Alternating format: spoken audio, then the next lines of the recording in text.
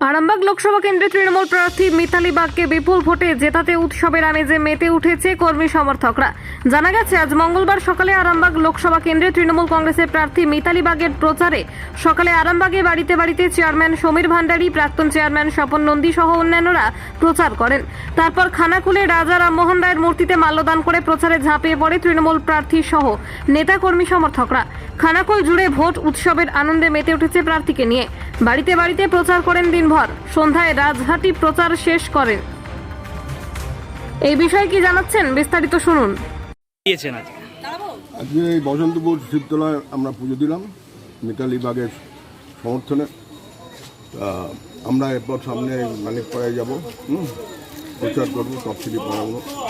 আচ্ছা, একটা কথা ছিল, সেটা হচ্ছে আপনাকে এবং প্রাক্তন চেয়ারম্যানকে একসঙ্গে আজকে প্রচারে দেখা যাচ্ছে, কি বলবেন?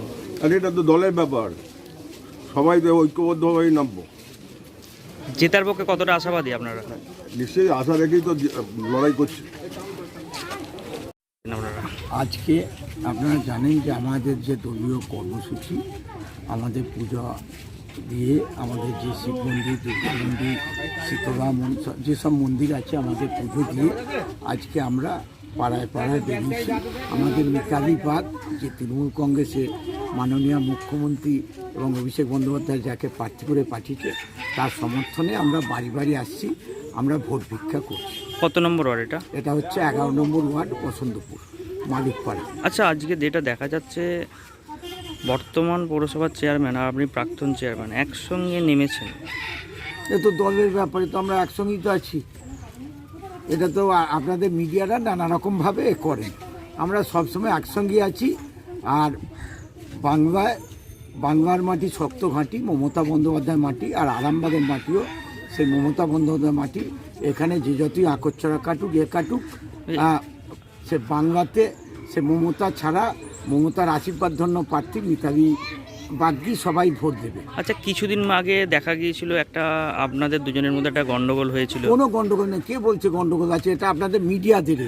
আমার দাদা ভাইয়ের এতে তো আমার মেয়ের বিয়েতে উনি গেলেন, ওনার মায়ের কাজে আমরা গেলাম, তো আমার পারিবারিক ব্যাপার তো আমাদের, এর সাথে কি আছে? কে বলছে আপনাকে? এরকম কোথাও মিডিয়া ফুটে দেখাতে পারবেন? এইগুলো নিয়ে দয়া করে ভোটের সময় আপনাদের কিছু মিডিয়া আছে, তাদের খবর করার জন্য, তাদের এ করার জন্য করে। আমরা তৃণমূল একটি পরিবার, আমরা সকলে মিলে একসঙ্গে, সেই কবির ভাষায়, নজরুলের ভাষায়, একই বৃন্তে দুটি কুসুম, আমরা হিন্দু মুসলমান, একজন তার নয়নমণি, একজন তার প্রাণ। বলছি, রাজেশ চৌধুরী কবে থেকে বেরোবে? আপনারা কি কথা বলেছেন? রাজেশও তো আছে, তো রাজে কে বলছে না? সবাই আছি আমরা, সবাই মিলে আমরা ভোট করছি। কোথায় কোথায় আজকে প্রচারে যাবেন আপনারা? আজকে প্রচারে আমাদের এই 11 নম্বর ওয়ার্ড যে বসন্তপুর, আমাদের পুজো টুজো দিয়ে আমাদের এই যে মালিকপাড়া, তাই তো? হ্যাঁ, 11-17 এখন এই মালিকপাড়াতে আমরা এখন আছি। এটা তো বোধ হয় 11-র মধ্যে পড়ছে। এটা 11-র মধ্যে আমাদের যে সম্মানীয় কাউন্সিলর, আমাদের আপনারা জানেন যে খুব কাজ। কোন কোন কাউন্সিলর আছে আপনার এখানে?